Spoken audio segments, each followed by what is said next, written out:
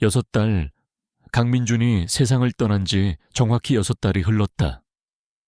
시간은 무심하게도 멈추지 않고 흘러갔지만 이수연의 세상은 남편의 장례식이 치러진 그날에 멈춰 있었다. 사계절이 한 바퀴를 돌아 다시 여름의 문턱에 들어섰지만 그녀의 마음은 여전히 혹독한 겨울이었다. 서울의 스카이라인이 한눈에 들어오는 고급 아파트는 정적만이 가득했다.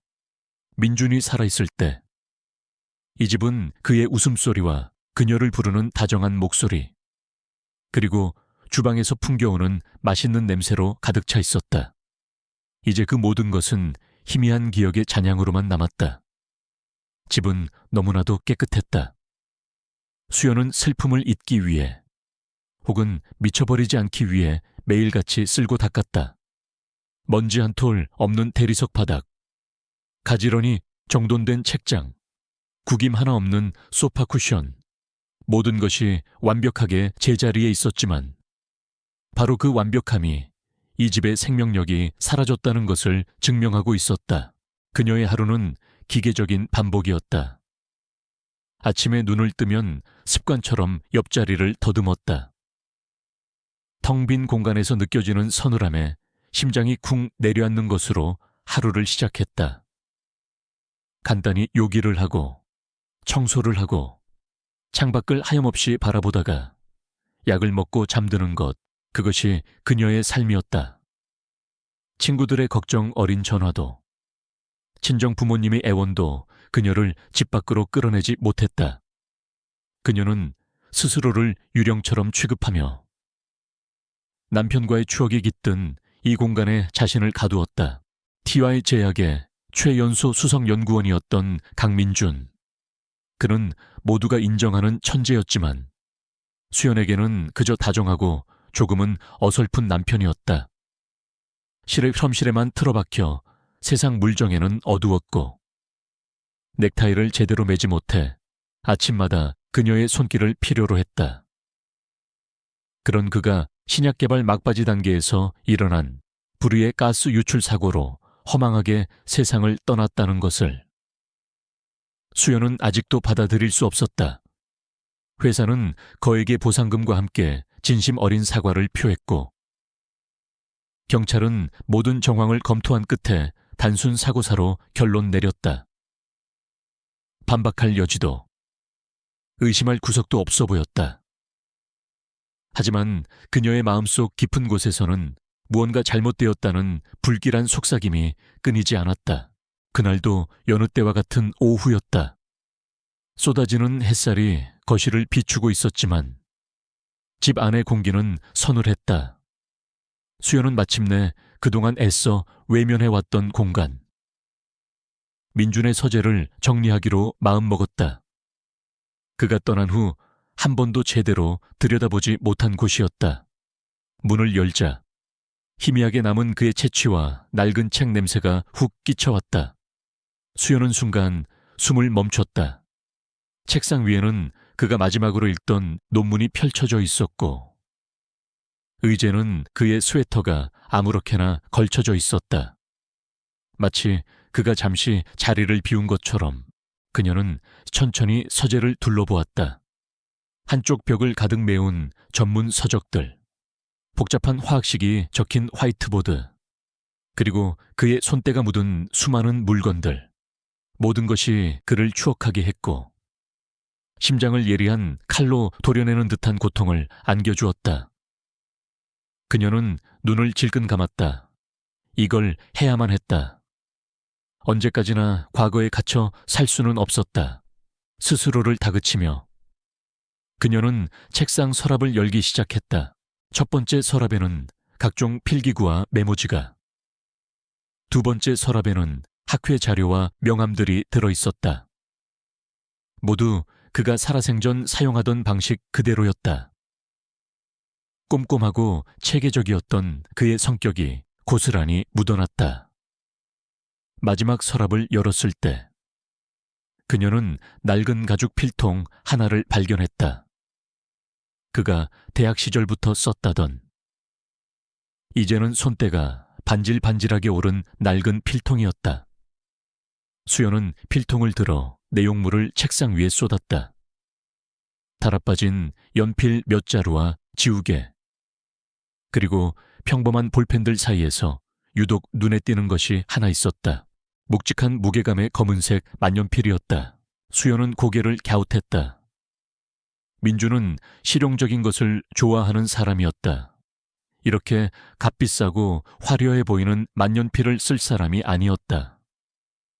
독일제 브랜드 로고가 희미하게 새겨진 유선영의 몸체는 차가운 금속의 감촉을 고스란히 전해주었다. 그녀는 무심코 만년필을 이리저리 돌려보았다. 뚜껑을 열자 정교하게 세공된 펜촉이 모습을 드러냈다. 잉크가 마른 지 오래인지 종이에 그어보아도 아무것도 나오지 않았다. 그냥 기념품 같은 걸까? 누가 선물한 걸지도 모르지. 그렇게 생각하며 만년필을 다시 필통에 넣으려던 순간이었다. 그녀의 손가락이 무심코 펜의 끝부분, 잉크를 주입하는 노브처럼 생긴 곳을 돌렸다. 그런데 일반적인 만년필처럼 부드럽게 돌아가는 대신 아주 미세하게 딸깍하는 소리와 함께 무언가 걸리는 느낌이 들었다. 호기심이 발동했다. 그녀는 다시 한번 그 부분을 반대 방향으로 돌려보았다. 그러자 이번에는 좀 더 명확한 금속음과 함께 펜의 끝부분이 분리되었다. 그리고 그 안에서 모습을 드러낸 것은 펜의 몸체 안에 교묘하게 숨겨져 있던 아주 작은 USB 메모리 스틱이었다. 순간 서재 안에 모든 소리가 멎는 듯했다. 수연의 심장이 세차게 방망이질하기 시작했다. 이것은 단순한 만년필이 아니었다. 스파이 영화에서나 나올 법한 비밀 장치였다.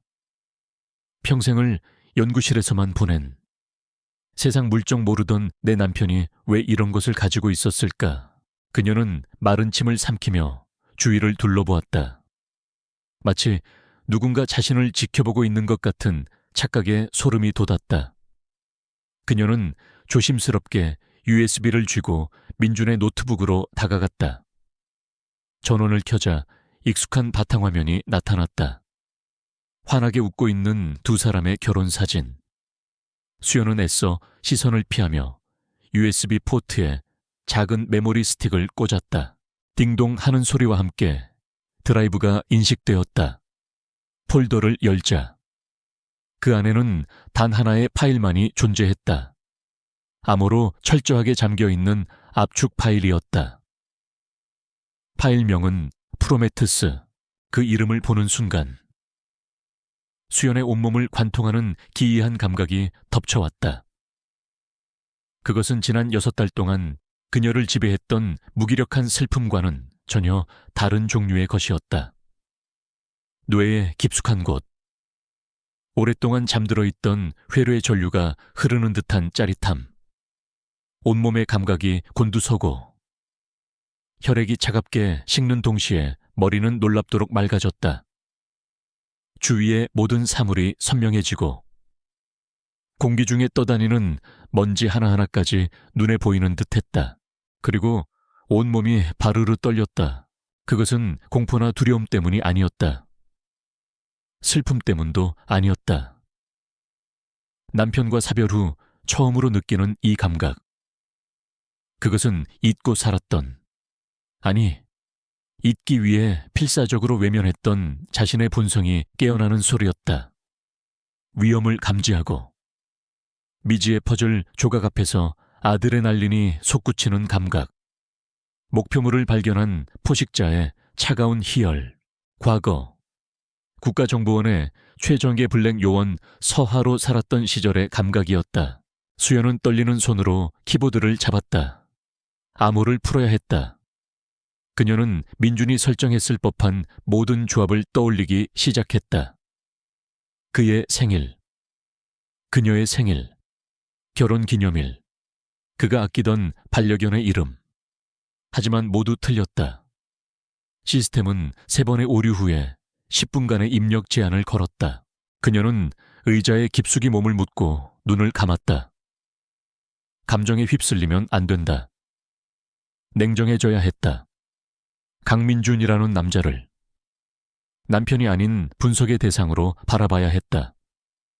그의 습관, 그의 사고방식, 그가 중요하게 여겼던 가치. 프로메테우스, 신에게서 불을 훔쳐 인간에게 전해준 거인. 민주는 왜 이 프로젝트에 그런 이름을 붙였을까? 그는 무엇을 훔치려 했고 누구에게 전해주려 했을까? 10분이 흐르고 다시 암호 입력창이 활성화되었다. 수연은 더 이상 망설이지 않았다. 그녀는 키보드 위에 손을 올리고 한치의 망설임도 없이 타이핑했다. 그것은 두 사람이 처음 만났던 날, 민준이 흠뻑 젖은 채 그녀에게 건넸던 낡은 책의 제목이었다. 그가 인류의 미래를 구원할 과학의 힘을 믿게 된 계기가 되었다고 말했던 바로 그 책, 엔터키를 누르자 거짓말처럼 압축이 풀리기 시작했다. 화면에 수십 개의 파일이 나타났다. 연구 일지, 동영상 클립, 암호화된 재무 기록, 그리고 내부 고발을 위해 준비한 것으로 보이는 보고서 초안까지. 수연은 떨리는 눈으로 파일들을 하나씩 열어보았다. 그리고 그 안에 담긴 진실을 마주했을 때 그녀의 세상은 다시 한번 무너져 내렸다. 하지만 이번에는 무력하게 주저앉는 대신 차가운 분노와 함께 강철 같은 의지가 그녀의 척추를 바로 세웠다. 남편의 죽음은 사고가 아니었다. TY 제약이 벌이고 있는 끔찍한 범죄를 세상에 알리려 했던 한 의로운 과학자에 대한 계획된 살인이었다. 서재 창문으로 석양이 붉게 물들고 있었다. 마치 피처럼 수연은 노트북 화면에서 눈을 떼지 않았다. 그녀의 눈빛에서는 더 이상 슬픔에 잠긴 미망인의 그림자를 찾아볼 수 없었다. 그 자리에는 차갑고 예리한 사냥을 앞둔 맹수의 빛이 번뜩이고 있었다. 6달간의 애도는 끝났다. 이제 복수의 시간이 시작될 것이었다. 붉은 석양이 완전히 쓰러지고 서재에는 노트북 화면에서 새어나오는 차가운 푸른빛만이 감돌았다. 이수연은 미동도 없이 화면을 응시하고 있었다. 그녀의 동공에는 복잡한 데이터와 화학식, 그리고 암호 같은 숫자들의 나열이 비치고 있었다. 지난 6달간 그녀를 짓누르던 슬픔의 안개는 완전히 걷혔다. 그 자리에는 면도날처럼 날카롭고 얼음처럼 차가운 집중력만이 남았다. 프로메테우스. 파일들은 남편 강민준이 남긴 필사적인 유서이자 거대한 악의 실체를 담은 판도라의 상자였다. 그는 TY 제약의 공식적인 신약 개발 프로젝트 이면에 숨겨진 끔찍한 진실을 기록해 두었다. 파일들은 체계적으로 정리되어 있지 않았다. 마치 극도의 불안 속에서 조각조각 기록한 듯. 연구 일지와 개인적인 메모, 재무 데이터, 동료들과의 암호화된 메신저 기록이 뒤섞여 있었다. 민주는 알고 있었던 것이다. 자신이 위험에 처해 있다는 것을, 그리고 만일의 사태를 대비해 오직 그녀만이 해독할 수 있는 방식으로 흔적을 남겼다. 수연의 손가락이 키보드 위를 빠르게 움직였다. 그녀의 뇌는 10년 넘게 잠들어 있던 암호 해독 모드로 전환되었다. 평범한 사람이 본다면 의미 없는 숫자의 나열에 불과한 재무 기록에서 그녀는 숨겨진 패턴을 찾아냈다. 특정 날짜, 특정 금액이 유령 회사로 보이는 여러 개의 법인으로 분산 송금되고 있었다. 그리고 그 날짜는 프로메테우스 프로젝트의 임상시험 일정과 정확히 일치했다. 그녀는 민준의 연구 일지로 시선을 옮겼다. 대부분은 전문적인 내용이었지만 곳곳에 그만이 알아볼 수 있는 암시들이 숨겨져 있었다. 그는 특정 실험 데이터를 언급하며 어린 왕자가 사랑한 장미라는 메모를 남겨두었다. 수연은 즉시 그것이 두 사람만의 암호임을 깨달았다.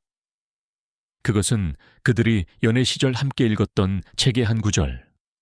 내 장미꽃을 그렇게 소중하게 만든 것은 그 꽃을 위해 네가 들인 시간이란다를 의미했다. 시간, 그는 데이터에 시간 변수를 조작해 진짜 정보를 숨겨둔 것이었다. 수연은 곧바로 그가 사용한 알고리즘을 역산하기 시작했다.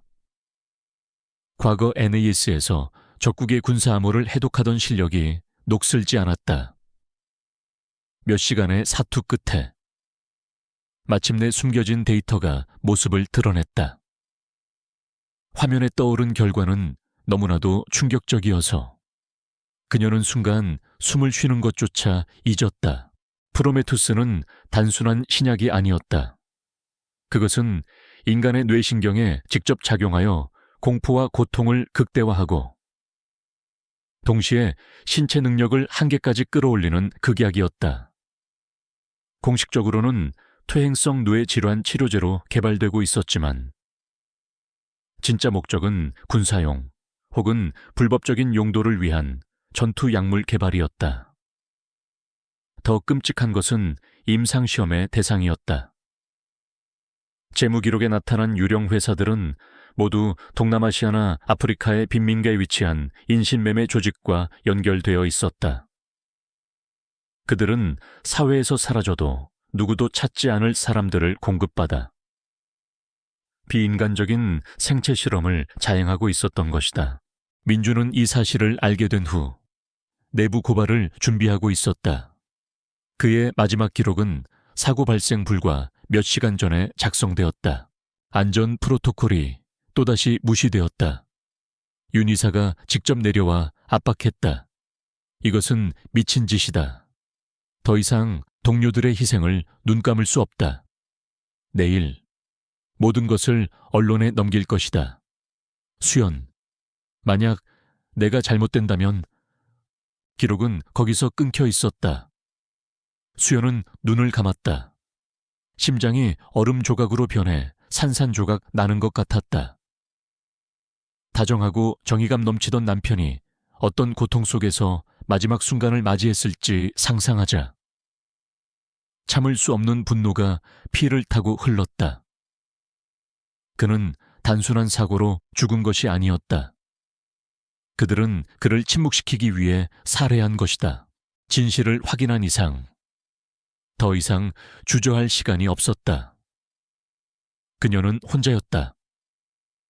경찰은 이미 TY 제약의 입김에 넘어가 사건을 종결시켰다. 과거의 동료들에게 손을 내밀 수도 없었다. 그녀는 공식적으로 사망 처리된 인물이었다. 세상에 이수연이라는 이름의 전직 NIS 요원은 존재하지 않았다. 오직 강민준의 평범한 아내만이 있을 뿐이었다. 그 평범함이 지금 그녀의 가장 강력한 무기였다. 적들은 그녀를 슬픔에 잠긴 무력한 미망인으로 보고 있을 터였다. 아무도 그녀가 자신들의 거대한 제국을 무너뜨릴 칼날을 갈고 있으리라고는 상상조차 하지 못할 것이다. 첫 번째 단계는 증거 확보다. 노트북 안의 자료는 결정적이지만 동시에 디지털 데이터는 얼마든지 조작의 의심을 살 수 있었다. 민준의 동료들, 프로젝트에 참여했던 다른 연구원들의 증언이 필요했다. 그들 역시 진실을 알고 있을 것이다. 두려움에 떨며 침묵하고 있을 뿐. 수연은 민준의 메신저 기록에서 그와 가장 자주 대화를 나눈 두 명의 이름을 추려냈다. 김진우 박사와 이정아 박사. 김진우 박사는 민준과 입사 동기이자 가장 친한 친구였고 이정아 박사는 프로젝트의 핵심 멤버 중 한 명이었다. 그녀는 무작정 연락하는 대신 그들의 동선을 파악하기 시작했다. 예전의 감각이 되살아났다. 목표물의 생활 패턴을 분석하고 가장 자연스럽게 접근할 수 있는 시간과 장소를 물색했다. 김진우 박사는 매일 점심시간 후 회사 근처의 한적한 카페에서 커피를 마시는 습관이 있었다. 다음 날 오후 수연은 평범한 옷차림으로 그 카페에 앉아 책을 읽는 척하며 그를 기다렸다. 약속된 시간. 카페 문이 열리고 초췌한 모습에 김진우가 들어왔다. 그는 민준의 장례식 때 목 놓아 울던 친구였다. 수연은 자리에서 일어나 그에게 다가갔다. 진우 씨, 그녀의 목소리에 김진우는 화들짝 놀라 고개를 들었다. 수연을 본 그의 얼굴에 반가움이 스치는가 싶더니 이내 사색이 되어 주위를 살폈다. 그의 눈동자는 겁에 질린 사슴처럼 불안하게 흔들리고 있었다. 재수 씨, 여긴 어쩐 일로? 잠깐 이야기 좀 할 수 있을까요? 민준 씨 사고에 대해 여쭤볼 게 있어서요. 수연의 말이 끝나기도 전에 김진우는 손사래를 쳤다. 죄송합니다. 저는 아는 게 없습니다. 회사에서 발표한 게 전부예요. 저는 지금 바빠서 이만. 그는 횡설수설하며 몸을 돌렸다. 수연이 그의 팔을 잡았다. 진우 씨, 당신 친구였잖아요. 민준 씨가 얼마나 억울하게 죽었는지 알면서 이럴 수 있어요. 그녀의 목소리에는 애원과 분노가 섞여 있었다. 그 순간 김진우의 눈에 눈물이 그럭 맺혔다.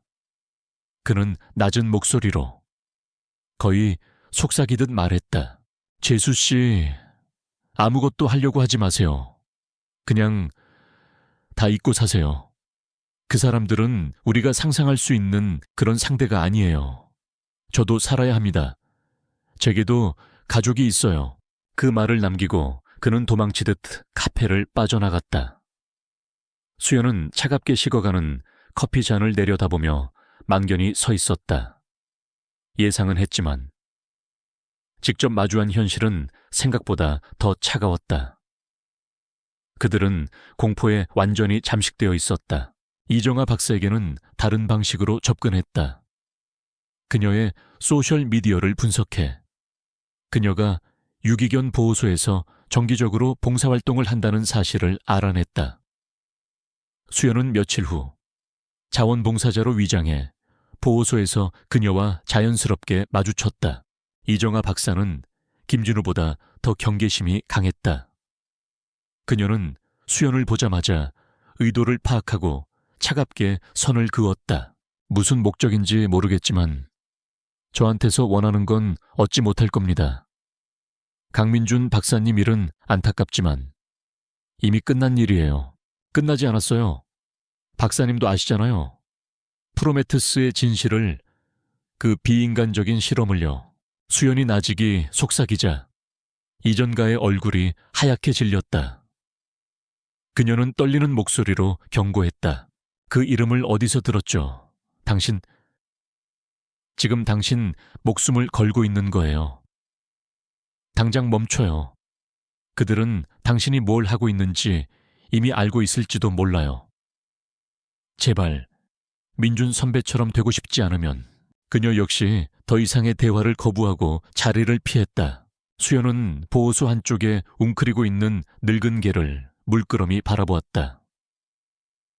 동료들의 반응은 그녀의 가설을 확신으로 바꿔주었다. 그들은 단순한 침묵이 아니라 보이지 않는 감시와 협박 속에서 살아가고 있었다. 그리고 이정가의 마지막 말은 그녀의 등골을 서늘하게 만들었다.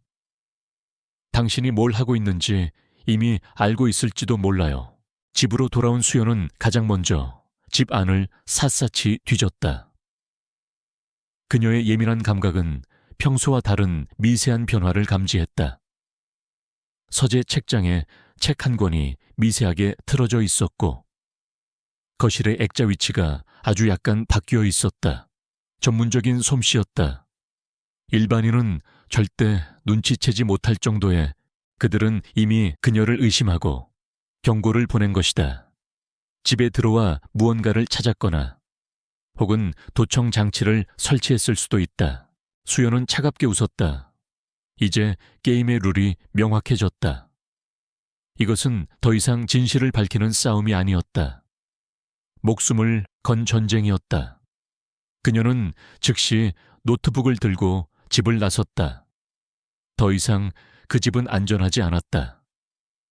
그녀는 여러 개의 대포폰과 현금을 준비하고 도심의 낡고 허름한 오피스텔에 익명으로 단기 임대 계약을 맺었다. 그곳이 그녀의 새로운 작전 기지가 될 것이었다. 오피스텔의 작은 책상에 앉아 수연은 벽에 TY 제약의 조직도와 관련 인물들의 사진을 붙이기 시작했다. 정점에는 자비로운 기업가의 가면을 쓴 회장 최진환이, 그 바로 밑에는 그의 충실한 사냥개인 윤태석 이사가 있었다. 그리고 그 아래로 거미줄처럼 얽힌 부패한 권력자들이 있었다. 잊고 있던 암호는 완벽하게 해독되었다. 그것은 남편이 남긴 파일의 암호뿐만이 아니었다. 바로 그녀 자신의 정체성. 블랙 요원 서아라는 이름으로 살아왔던 과거의 모든 기술과 본능을 일깨우는 암호였다. 수연의 눈빛이 어둠 속에서 형형하게 빛났다. 좋다. 너희들이 먼저 시작했으니 끝은 내가 맺어주겠다. 남편의 복수와 이름 없이 사라져간 희생자들의 원혼을 걸고 도심의 낡은 오피스텔은 이수연의 요새이자 감옥이었다. 창문에는 두꺼운 암막 커튼이 드리워져 낮과 밤의 구분이 모호했다. 공간을 채운 것은 최소한의 가구와 벽에 붙은 방대한 자료들, 그리고 노트북 쿨링팬이 돌아가는 단조로운 소음뿐이었다. 그녀가 살던 햇살 가득한 아파트의 온기는 이곳에 없었다. 오직 차가운 분노와 강철 같은 목적의식만이 공기 중에 감돌았다. 수연은 며칠 밤낮으로 남편이 남긴 자료를 분석하고 TY 제약이라는 거대한 성을 무너뜨리기 위한 공성 계획을 세웠다. 그녀의 타겟은 명확했다. 성의 주인이자 모든 악의 근원인 최진환 회장. 그리고 그의 손과 발이 되어 더러운 일을 처리하는 행동대장 윤태석 이사. 그녀는 인터넷의 가장 어두운 곳을 뒤져 그들의 정보를 수집했다. 최진환 회장은 언론에 비친 모습 그대로 자수성가한 신화이자 인자한 자선사업가였다. 하지만 그 이면에는 수많은 정경유착과 비리의 그림자가 어른거렸다. 윤태석 이사는 더욱 베일에 쌓인 인물이었다. 그의 공식적인 이력은 평범한 대기업 임원의 그것이었지만 뒷세계 정보상들이 파는 그의 정보에는 해결사, 그림자 같은 수식어가 따라붙었다. 전직 특수부대 출신이라는 소문도 있었다. 그는 최진환의 충견이자 제국의 성벽을 지키는 문지기였다. 수연이 어둠 속에서 칼을 가는 동안 TY 제약의 최고층, 서울의 하늘과 맞닿은 회장실에서도 그녀의 이름이 오르내리고 있었다. 최진환 회장은 거대한 통유리창을 등지고 앉아 시가를 음미하고 있었다. 온화해 보이는 그의 눈빛에는 콧불소의 가죽처럼 두꺼운 탐욕과 오만이 서려 있었다. 그의 맞은편에는 그림자처럼 미동도 없이 서 있는 윤태석 이사가 있었다. 그래서 그 미망인이 아직도 긁어 부스럼을 만들고 있다는 건가? 최진환이 나른한 목소리로 물었다. 연기가 그의 입에서 피어올라 유리창에 부딪혔다가 흩어졌다. 아네. 회장님, 강민준 연구원의 동료 2명에게 접촉을 시도했습니다. 별다른 소득은 없었던 것 같지만 의도가 명백합니다. 윤태석이 감정 없는 목소리로 보고했다. 그의 목소리는 잘 벼려진 칼날처럼 건조하고 날카로웠다. 쯧쯧, 가엾은 여자로군. 남편을 잃은 슬픔이 엉뚱한 방향으로 분출되고 있는 게지. 세상이 다 자기 남편을 죽였다고 믿고 싶은 편집증 같은 거 말이야. 최진환은 경멸적으로 웃으며 시가를 재떨이에 비벼껐다. 그는 이수연이라는 존재를 심각하게 여기지 않았다. 그가 쌓아 올린 철옹성 앞에서 일개 여자의 발버둥은 그저 모기 소리처럼 귀찮을 뿐이었다. 너무 시끄러워지기 전에 조용히 시키게, 겁을 좀 줘서 다시는 집 밖으로 나올 생각도 못하게 만들어. 하지만 명심해. 절대 흔적을 남기거나 일을 키워서는 안 되네. 우리는 곧 상장을 앞두고 있어. 작은 잡음도 용납할 수 없네.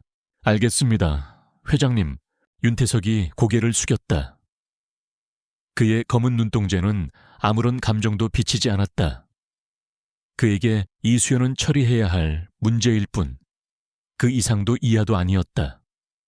최진화는 그저 귀찮은 벌레를 쫓아내라는 듯 손을 휘저었고, 윤태석은 소리 없이 회장실을 빠져나갔다. 그로부터 이틀 후, 수연은 잠시 보급품을 구하기 위해 오피스텔을 나섰다. 최대한 눈에 띄지 않는 복장으로. 여러 번 동선을 바꾸고 미행을 따돌리는 기술을 본능적으로 사용했다. 그녀는 자신이 이미 감시망에 들어왔을 가능성을 염두에 두고 있었다.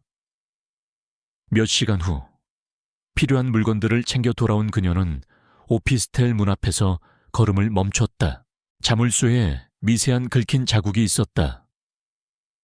전문가용 만능키를 사용한 흔적. 일반인은 절대 알아챌 수 없는, 오직 훈련받은 요원만이 감지할 수 있는 미세한 차이였다. 심장이 차갑게 내려앉았다. 그녀는 문손잡이를 잡지 않고 주머니에서 작은 내시경 카메라를 꺼내 문틈으로 집어넣었다. 내부는 평소와 다를 바 없어 보였다. 하지만 그녀는 알 수 있었다. 누군가 들어왔었다는 것을. 수연은 망설이지 않고 비상계단을 통해 건물 뒤편으로 향했다.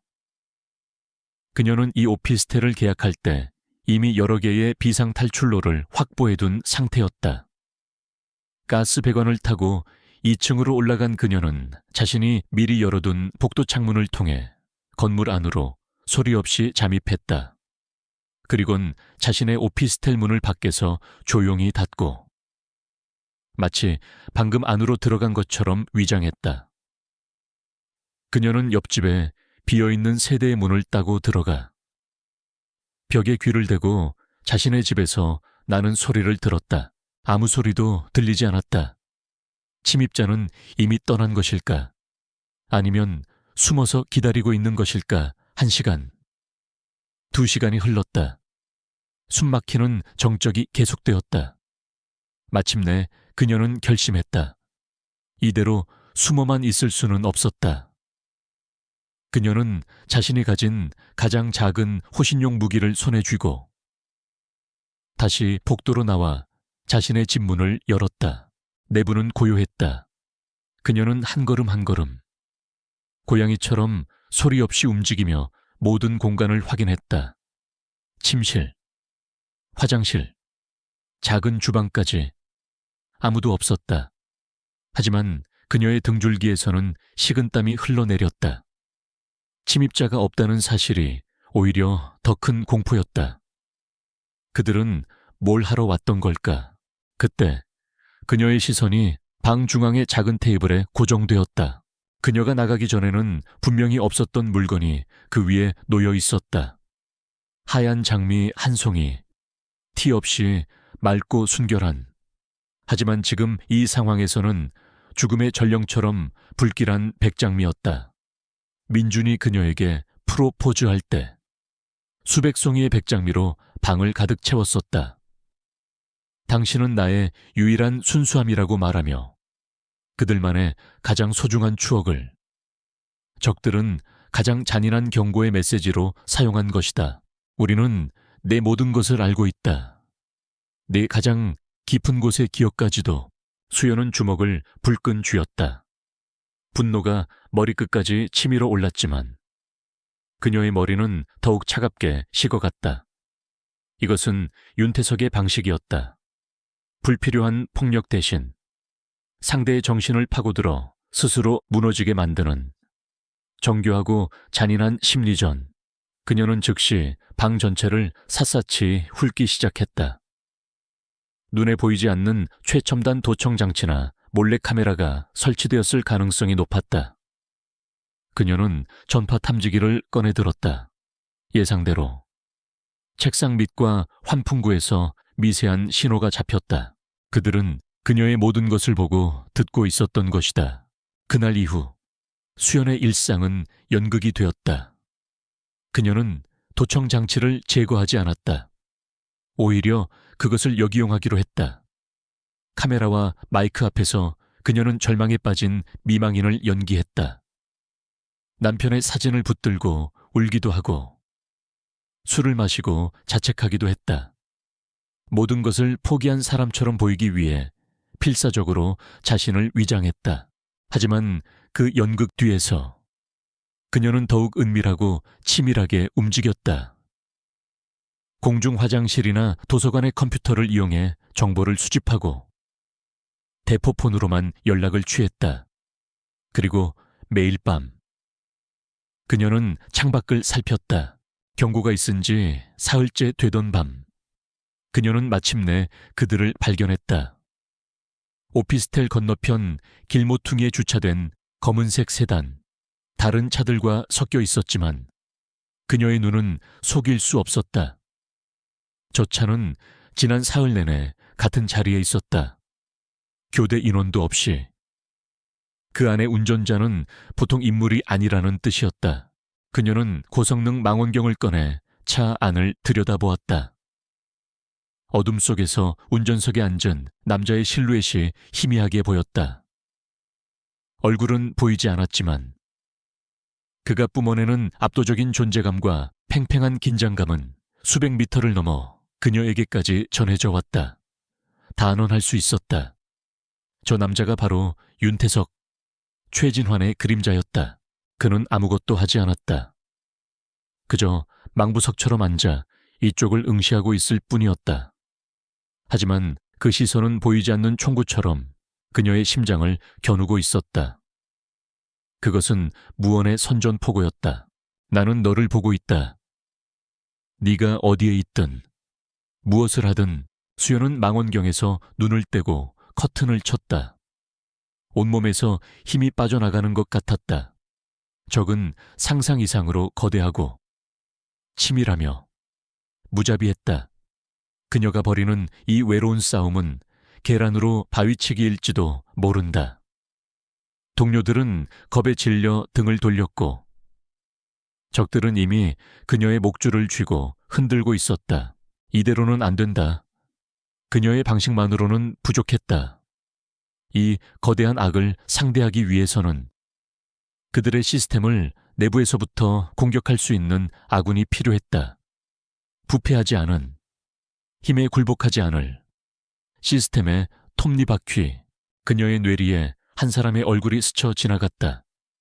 남편의 사건 파일을 종결시키면서도 마지막까지 찝찝한 표정을 감추지 못했던 젊은 형사. 그의 눈빛에서 그녀는 억눌린 정의감과 진실에 대한 갈망을 보았다.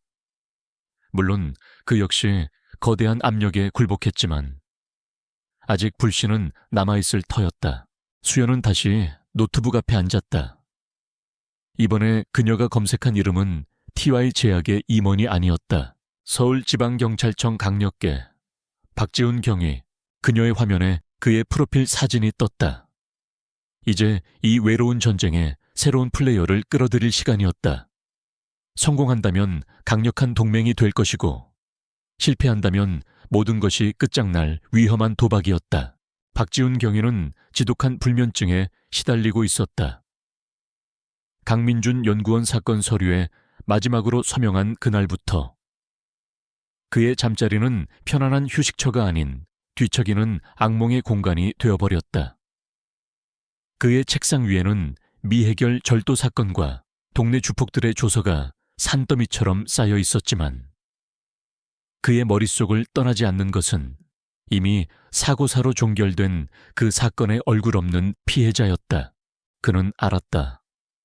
그 사건은 단순한 사고가 아니라는 것을. 현장의 미묘한 부자연스러움, 증인들의 입을 맞춘 듯한 일관된 진술, 그리고 결정적으로 그의 직속상관이 직접 내려와 수사를 서둘러 종결시키라고 압력을 넣었던 그 순간 모든 것이 거대한 힘이 개입했다는 명백한 증거였다. 하지만 그는 굴복했다. 정의감만으로 거대한 풍차를 향해 돌진하기에 그는 너무 오래 이 바닥에서 닳고 닳아 있었다. 그렇게 그는 스스로의 양심에 눈을 감는 법을 택했다. 그날 오후 지루한 서류 작업에 파묻혀 있던 그의 핸드폰이 짧게 진동했다. 발신번호 표시 제한, 스팸 문자려니 하고 무시하려던 그의 눈에 화면에 뜬 짧은 메시지 한 줄이 비수처럼 박혔다. 강민준 연구원의 죽음은 사고가 아닙니다. 진실을 원하신다면 오늘 오후 5시 국립중앙도서관 3층 인문학서가 힐번 구역으로 오십시오. 혼자서 박지훈의 심장이 쿵 내려앉았다. 장난 문자일 수도 있었다. 혹은 그를 함정에 빠뜨리려는 TY 제약의 계략일 수도 있었다. 위험하다는 경고등이 머릿속에서 요란하게 울렸다. 하지만 진실이라는 단어가 그가 애써 외면하고 묻어두었던 의심의 불씨를 다시 지폈다. 그는 욕설을 내뱉으며 머리를 헝클었다. 결국 그는 가봐야만 했다. 가지 않는다면 평생 후회할 것이라는 것을 스스로가 너무나 잘 알고 있었기 때문이다. 약속 시간 10분 전 박지훈은 평범한 회사원처럼 위장하고 도서관에 도착했다. 그는 3층으로 바로 올라가지 않고 도서관 전체를 한 바퀴 돌며 주변을 살폈다. 미행이나 함정의 흔적은 보이지 않았다. 약속 장소인 인문학서가 7번 구역은 도서관의 가장 구석진 곳으로 사람들의 발길이 뜸한 곳이었다. 그가 서가 사이에 몸을 숨기고 주변을 경계하던 그때 등 뒤에서 나직한 목소리가 들려왔다. 와주셨군요. 박 형사님. 박지훈은 쏘스라치게 놀라며 돌아섰다. 그곳에는 이수연이 서 있었다. 하지만 그의 기억 속에 남아있던 장례식장에서 넋나간 표정으로 하염없이 눈물만 흘리던 가녀린 미망인의 모습은 온데간데 없었다. 그녀는 차분한 옷차림에 화장기 없는 얼굴이었지만 그녀의 눈빛은 예리한 흑요석처럼 빛나고 있었다. 슬픔에 잠겨있되 부러지지 않는 단단한 심지가 느껴졌다. 이수연 씨, 이게 어떻게 된 겁니까? 이런 장난은... 장난이 아닙니다. 수연은 그의 말을 잘랐다. 그녀의 목소리는 차분했지만 거부할 수 없는 무게감이 실려 있었다. 시간이 없습니다. 형사님도 감시당하고 있을지 몰라요. 본론만 말씀드리겠습니다. 제 남편, 살해당했습니다. TY 제약에 의해서요. 박지훈은 어이가 없다는 듯 헛웃음을 쳤다. 이수연 씨, 심정은 이해합니다만 그 사건은 이미 종결됐습니다. 명백한 증거도 없이 그런 말을 하시면 증거가 여기 있습니다. 수연은 작은 USB 하나를 내밀었다. 이 안에는 제 남편이 죽기 직전까지 기록한 연구 일지와 TY 제약의 비자금 내역, 그리고 그들이 자행한 불법 임상시험에 대한 모든 자료가 들어있습니다. 박지훈은 USB를 받아들지 않고 뒷걸음질 쳤다. 이것은 그가 감당할 수 있는 수준의 문제가 아니었다. 이러지 마십시오. 저한테 이걸 주셔도 제가 할 수 있는 건 아무것도 없습니다. TY 제약이 어떤 곳인지 몰라서 이러시는 겁니까? 그들은 경찰청장 저녁 약속도 마음대로 잡는 사람들입니다. 저 같은 일개 형사 하나쯤은 내일 당장 한강물에 떠올라도 아무도 신경 안 쓸 겁니다. 그의 목소리에는 공포와 자조가 뒤섞여 있었다. 그는 진실을 원했지만 진실을 감당할 용기가 없었다. 수연은 그의 반응을 예상했다는 듯 차가운 눈으로 그를 응시했다. 그래서 그냥 모른 척 하시겠다고요. 제 남편이 목숨 걸고 지키려 했던 진실을 그렇게 외면하시겠다고요. 아이, 형사님의 신상 자료를 좀 찾아봤습니다. 경찰대학교 수석 졸업, 불의를 보면 참지 못하는 성격 때문에 상사들과 마찰이 잦았지만 동료들 사이에서는 신망이 두터운 인물. 3년 전 유력 정치인의 아들이 저지른 뺑소니 사건을 윗선의 압력에도 불구하고 끝까지 파헤쳐 결국 법정에 세웠더군요. 그때 박지훈 형사님은 어디로 가셨죠? 수연의 날카로운 지적에 박지훈의 얼굴이 일그러졌다. 그녀는 그가 가장 아파하는 곳을 정확히 찔렀다. 그때와는 다릅니다. 그때는 상대가 사람이었지만 지금은 괴물이에요. 돈과 권력으로 모든 것을 집어삼키는 그 괴물을 만든 건 형사님처럼 진실 앞에서 눈을 감아버린 사람들이에요. 수연은 한 걸음 더 다가섰다. 그녀의 목소리는 이제 애원이 아닌 준엄한 꾸짖음에 가까웠다. USB 전체를 다 보시라는 게 아닙니다. 딱 하나만 확인해 주세요. 사고 당일 안전점검 보고서입니다. 남편의 자료에 의하면 그날 가스밸브는 의도적으로 파손되었고 안전 센서는 꺼져 있었습니다. 하지만 형사님이 받으신 보고서에는 모든 것이 정상이었다고 적혀 있었죠. 그 보고서에 서명한 안전관리팀장의 서명을 확인해 보세요. 그리고 그날 그의 출입국 기록도요. 그녀는 박지훈의 손에 억지로 USB를 쥐어주었다. 차가운 금속의 감촉이 그의 손바닥을 파고들었다. 그는 그날 아내와 함께 해외에서 휴가를 보내고 있었습니다. 보고서는 완벽하게 위조된 겁니다.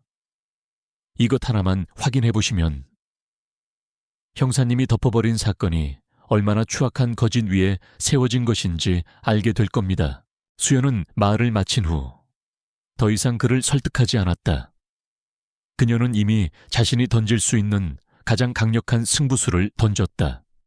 이제 선택은 그의 몫이었다. 저는 생각할 시간이 필요합니다. 박지훈은 마침내 힘겹게 입을 열었다. 좋아요. 하지만 명심하세요. 형사님, 그들이 저를 감시하고 있습니다. 형사님이 저와 만났다는 사실도 이미 알고 있을지 모릅니다. 이제 형사님도 더 이상 안전지대에 있을 수 없어요. 진실을 향해 한 걸음 내딛든 아니면 이대로 침묵하고 그들의 공범이 되든 선택하셔야 할 겁니다. 그 말을 남기고 수연은 미련 없이 몸을 돌려 서가 사이로 사라졌다. 박지훈은 그녀가 사라진 자리를 한참 동안 멍하니 바라보다가 손에 쥔 USB를 움켜쥐고 도서관을 빠져나왔다. 그날 밤 그는 경찰서 자신의 사무실에 홀로 앉아 있었다. 그는 수연이 말한 대로 내부망을 통해 사고 당일의 안전점검 보고서를 다시 열었다. 그리고 다른 한쪽 모니터에는 편법을 동원해 조혜한 안전관리팀장의 그날 공항 출입국 기록을 띄웠다. 수연의 말은 모두 사실이었다. 보고서의 서명은 정교하게 위조되었고 그 장본인은 사건 발생 시각에 대한민국 땅에 있지도 않았다. 이것은 명백한 증거 조작이자 살인의 흔적을 덮기 위한 범죄였다. 자신이 덮어버린 서류 뭉치가 갑자기 청은망은의 무게로 그의 양심을 짓눌렀다. 분노가 치밀어 올랐다. 거대한 권력에 대한 분노, 그리고 그 앞에서 무력하게 무릎 꿇었던 자기 자신에 대한 혐오. 그는 이수연의 마지막 말을 떠올렸다. 그 괴물을 만든 건 형사님처럼 진실 앞에서 눈을 감아버린 사람들이에요. 박지훈은 자리에서 벌떡 일어났다. 그는 더 이상 도망치지 않기로 결심했다. 이 싸움이 얼마나 위험하고 승산 없는지 잘 알고 있었다. 하지만 그는 형사였다. 괴물을 잡는 것이 그의 일이었다. 그는 자신의 보안서랍 앞 가장 깊숙한 곳에 넣어두었던 강민준 사건의 개인 수사 노트를 꺼냈다. 그리고 수연이 준 USB를 컴퓨터에 연결했다. 그의 눈빛이 다시 예전처럼 진실을 좇는 사냥개의 그것으로 돌아와 있었다. 깨지기 쉬운, 그러나 위험한 동맹이 마침내 맺어지는 순간이었다. 박지훈과의 위태로운 동맹이 맺어진 후 이수연의 외로운 전쟁은 새로운 국면을 맞이했다. 그녀는 더 이상 어둠 속에서 홀로 싸우는 유령이 아니었다. 시스템 내부에서 그녀의 눈과 귀가 되어줄 조력자가 생긴 것이다. 그러나 그들의 공조는 살얼음판을 걷는 것처럼 위태롭고 비밀스러워야 했다. 적은 TY 제약뿐만이 아니었다. 박지훈의 등 뒤 경찰 조직 내부에도 최진환 회장의 손길이 닿은 부패한 동료들이 첩자처럼 숨어 있을지 몰랐다. 그들은 철저한 보안 속에서 소통했다. 해킹 불가능한 암호화 메신저를 사용했고, 접선이 필요할 때는 결코 반복되지 않는 장소와 시간을 정했다. 박지훈은 경찰 내부 전산망을 통해 TY 제약과 관련된 과거 사건 기록, 관련 인물들의 프로필, 그리고 공식적인 경로로는 절대 얻을 수 없는 재무자료들을 수집해 수연에게 전달했다. 그는 자신의 목숨과 경력 전체를 건 위험한 도박을 하고 있었다. 수연은 박지훈이 가져다주는 정보의 조각들을 남편이 남긴 프로메테스 파일이라는 거대한 퍼즐판 위에 맞춰 나가기 시작했다. 그녀의 낡은 오피스텔은 거대한 사건 분석실로 변해갔다. 벽에는 인물관계도와 자금 흐름도, 사건 연대표가 빽빽하게 붙어갔고, 바닥에는 각종 서류와 데이터 출력물이 어지럽게 널려 있었다. 이 돈의 흐름이 이상해. 어느 날 밤, 암호화된 영상 통화 너머로 박지훈이 피곤해 지친 목소리로 말했다. 그의 눈은 며칠 밤을 사온 사람처럼 붉게 충혈되어 있었다. TY 제약의 공식적인 R&D 투자금과는 별개로 매달 엄청난 액수의 현금이 자재 구매라는 명목으로 여러 페이퍼 컴퍼니를 거쳐 해외로 빠져나가고 있어 자금 세탁의 전형적인 수법인데, 규모가 상상을 초월해. 이 돈의 최종 목적지는 대부분 분쟁 지역이나 독재 국가들이야. 수연은 그가 보내온 자금 흐름도를 자신의 분석 자료와 대조하며 날카롭게 대답했다. 그 돈은 프로메테스의 임상시험 자금이에요. 남편의 기록에 의하면 그들은 공식적인 임상시험 외에 특수환경 적응 테스트라는 이름의 비밀 실험을 진행했어요. 형사님이 말한 그 분쟁 지역에서요. 그들은 전쟁 포로나 반군, 심지어 민간인까지 대상으로 약물을 투여하고 데이터를 수집한 거예요. 맙소사. 박지훈은 할 말을 잃었다. 이것은 제약회사의 비리를 넘어선 반인륜적인 전쟁 범죄의 영역이었다. 수연은 계속해서 퍼즐을 맞춰 나갔다. 민준의 파일에 있던 암호화된 화합물 데이터를 박지훈이 몰래 빼내온 TY 제약의 신약 성분표와 비교했다. 며칠간의 복잡한 화학식 분석 끝에 그녀는 끔찍한 진실을 마주했다. 프로메테스의 핵심 성분은 애초에 퇴행성 노예 질환 치료와는 아무런 관련이 없었다. 그것은 특정 신경 전달 물질을 강제로 활성화시켜 인간의 공격성과 생존 본능을 극대화하는 명백한 화학 무기의 특성을 띠고 있었다. 그들은 질병을 치료하는 약이 아니라 인간을 살상병기로 만드는 약물을 개발하고 있었던 것이다. 모든 게 맞아 들어가고 있어요. 수연의 목소리는 분노로 가늘게 떨리고 있었다. TI 제약의 회장 최진환, 그는 단순한 악덕 기업가가 아니에요. 그는 죽음의 상인이에요. 분쟁 지역의 독재자나 테러리스트들에게 이 약물을 팔아넘겨 천문학적인 돈을 벌어들이려는 속셈이었던 거죠. 제 남편은 이 모든 사실을 알고 세상에 폭로하려다가 살해당한 거고요. 수연의 눈앞에 최진환 회장의 얼굴이 떠올랐다.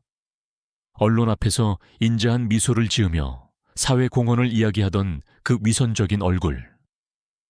그 가면 뒤에는 돈을 위해서라면 수만 명의 목숨을 파리 목숨처럼 여길 수 있는 악마가 숨어 있었다. 그는 자신의 탐욕을 채우기 위해 인류에게 재앙이 될 수도 있는 판도라의 상자를 열어젖힌 것이다. 진실의 윤곽이 드러날수록 그들을 옥죄는 압박감도 점점 더 강해졌다. 보이지 않는 감시의 눈길이 그들의 모든 것을 꿰뚫어 보고 있는 듯 했다. 박지훈은 자신의 차에 도청 장치가 설치된 것을 발견했다.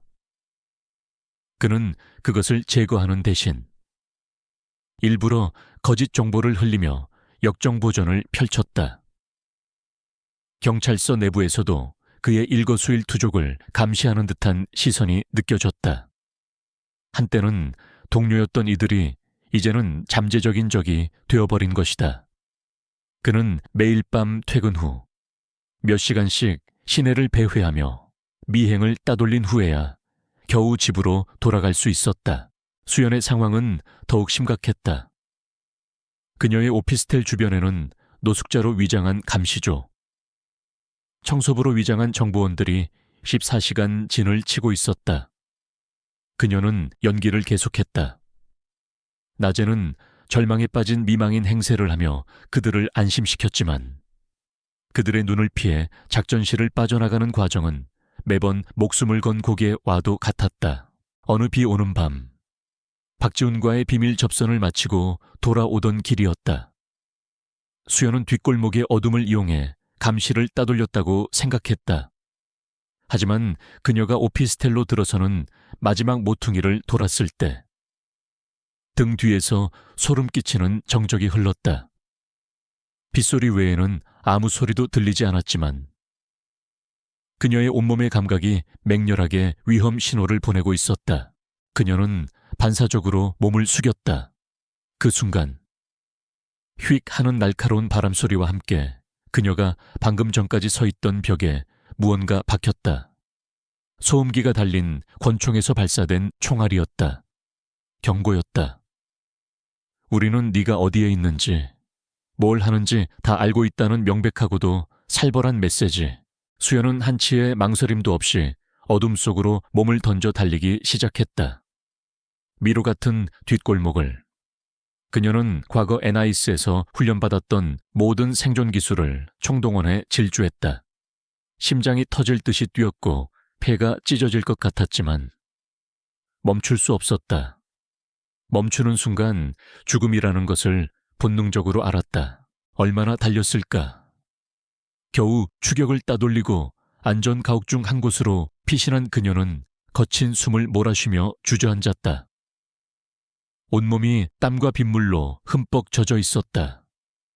공포가 뒤늦게 파도처럼 밀려왔다. 하지만 그 공포보다 더 큰 것은 활활 타오르는 분노였다. 그들은 이제 경고를 넘어 그녀의 목숨을 직접적으로 위협하기 시작했다. 이것은 그들 역시 초조해지고 있다는 증거였다. 자신들의 비밀이 조금씩 새어나가고 있다는 것을 감지한 것이다. 그녀는 떨리는 손으로 박지훈에게 아무 메시지를 보냈다. 놈들이 움직이기 시작했다. 더 이상 시간이 없다. 우리가 먼저 판을 뒤집어야 한다. 박지훈에게서 곧바로 답장이 왔다. 동의한다. 이대로는 우리 둘 다 죽는다. 승부수를 던져야 할 때다. 컴컴한 안전 가옥 안. 빗줄기가 창문을 때리는 소리만이 가득했다. 수연의 눈은 어둠 속에서도 늑대처럼 번뜩였다. 이제 수세에 몰려 도망 다니는 것은 끝이다. 적의 심장부. 호랑이 굴로 직접 뛰어들어 그들의 목을 겨눌 시간이었다. 총격에 충격이 가시지 않은 안전 가옥의 공기는 무겁고 차가웠다. 이수연과 박지훈은 희미한 비상등 아래 마주 앉아 있었다. 그들의 얼굴에는 피로와 함께 벼랑 끝에 몰린 자들의 비장함이 서려 있었다.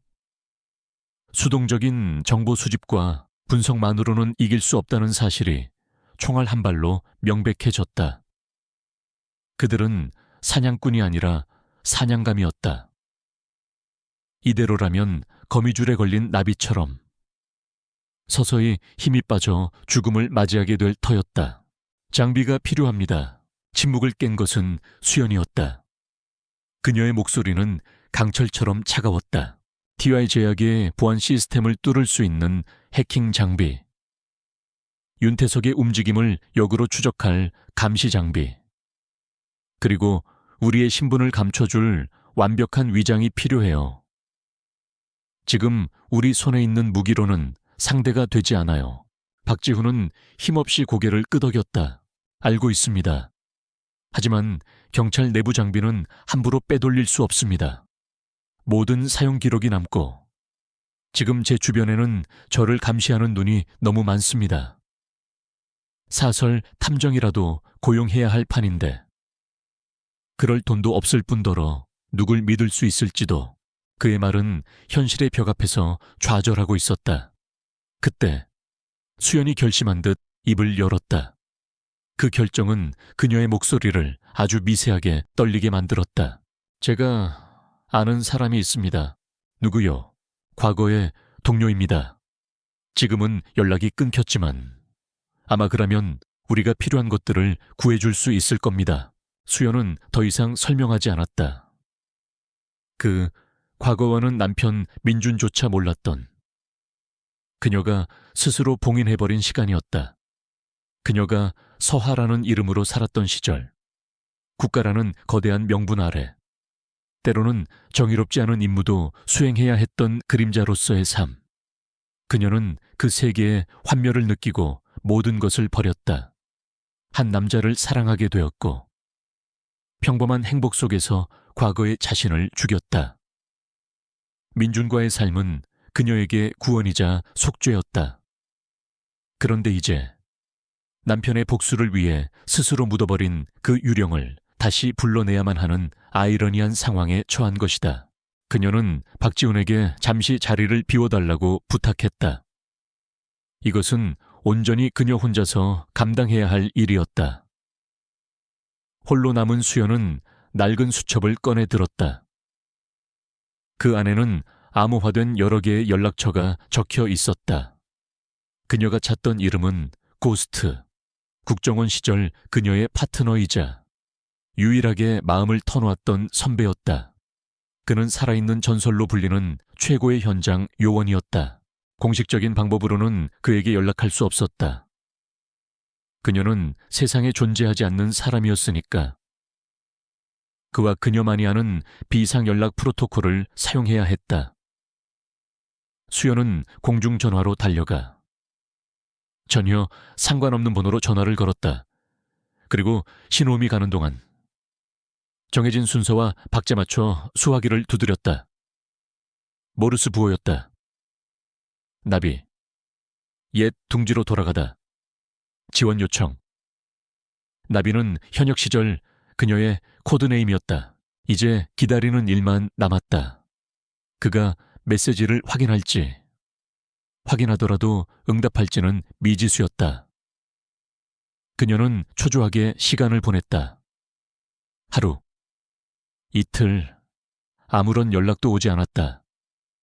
그녀가 마지막 희망의 끈을 놓으려던 사흘째 되던 날 새벽, 대포폰으로 짧은 문자 메시지가 도착했다. 오늘자 한일경제신문 합면, 중고차 매매 광고를 확인할 것. 수연은 즉시 편의점으로 달려가 신문을 샀다. 아갈면 구석에 실린 작은 광고에는 낡은 트럭 사진과 함께 의미를 알 수 없는 숫자들의 나열이 적혀 있었다. 콜린 찰 사안가 작은 기념 3파타 버신 NF. 그것은 암호였다. 06월 30일 24시 정각. 남산 엔서울타워 아래 첫 번째 벤치에서 보자. 1월 30일은 과거 두 사람이 목숨을 건 작전을 함께 성공시켰던 날이었다. 그날 밤 수연은 약속 장소로 향했다. 짙은 안개가 낀 남산은 몽환적인 분위기를 자아냈다. 그녀는 검은 모자를 깊게 눌러쓰고 주변을 경계하며 벤치에 앉았다. 약속된 시간이 되자 한 남자가 안개 속에서 그림자처럼 나타나 그녀의 옆에 앉았다. 중년의 평범한 등산객처럼 보였지만 그의 가라앉은 눈빛과 흐트러짐 없는 자세는 그가 보통 사람이 아님을 말해주고 있었다. 어렌마니건 시오하. 남자의 목소리는 낮고 차분했다. 고스트였다. 그는 10년이라는 세월이 흘렀음에도 변한 것이 거의 없었다. 선배, 살아있었네요. 수연. 아니, 서아의 목소리가 작게 떨렸다. 네오야말로 우린 다 네가 죽은 줄 알았어. 기록상으로도 그렇게 되어 있고 고스트의 시선이 그녀를 천천히 훑었다. 그의 눈에는 반가움보다는 경계와 의문이 가득했다. 왜 이제 와서 나타난 거지? 그 행복한 삶은 다 어디로 가고 그 사람이 죽었어요. 살해당했어요. 서하는 감정을 배제하고 T와의 제약과 관련된 모든 일을 간결하게 설명했다. 그녀는 국정원에 공식적인 개입을 요청하지 않았다. 그것이 얼마나 복잡하고 위험한 일인지 잘 알고 있었다. 그녀는 오직 고스트 개인의 도움이 필요했다. 상대는 거대 기업이고 뒤에는 정치권까지 얽혀 있어. 이건 내가 감당할 수 있는 일이 아니야. 서하, 나까지 끌어들여서 어쩔 셈이지. 이건 국가안보와 관련된 사안도 아니잖나. 고스트는 냉정하게 선을 그었다. 이건 내 개인적인 복수예요. 그래서 선배의 도움이 필요해요. 조직의 도움이 아닌. 고스트의 도움이. 예전에 내가 선배 목숨을 구해준 적 있었죠. 그 빚. 지금 갚아요. 서하는 그의 아픈 곳을 찔렀다. 과거 베이루트에서의 작전. 적의 총구 앞에서 그녀가 몸을 던져 그를 구하지 않았다면 그는 이미 이 세상 사람이 아니었다. 고스트의 얼굴이 순간 굳어졌다. 그는 한참 동안 말이 없었다. 안개만이 두 사람 사이를 무겁게 감쌌다. 뭘 원하지? 마침내 그가 입을 열었다. 추적이 불가능한 통신 장비. TY 제약 서버에 침투할 수 있는 프로그램. 그리고 윤태석의 비공식적인 뒷조사 파일. 그가 거쳐온 모든 곳, 그가 저지른 모든 짓에 대한 기록이 필요해요. 미친 짓이야. 윤태석은 우리 쪽에서도 주시하던 인물이다. 최진환 회장의 그림자. 그놈 손에 피를 묻힌 게 한두 번이 아니야. 그런 놈을 상대로 정면 대결을 하겠다고. 그래서 선배가 필요하다고요. 두 사람의 시선이 허공에서 부딪혔다. 한치의 물러섬도 없는 팽팽한 긴장감이 흘렀다. 고스트는 긴 한숨을 내쉬었다. 알겠다. 빚은 갚아야지. 하지만 조건이 있다. 절대 무모한 짓은 하지 마. 그리고 일이 끝나면 다시는 내 앞에 나타나지 마. 넌 서하가 아니라 이수연으로 살아야 해. 그는 품에서 작은 SD카드 하나를 꺼내 그녀에게 건넸다. 이 안에 필요한 프로그램과 정보가 들어있다. 연락은 이걸 통해서 하지.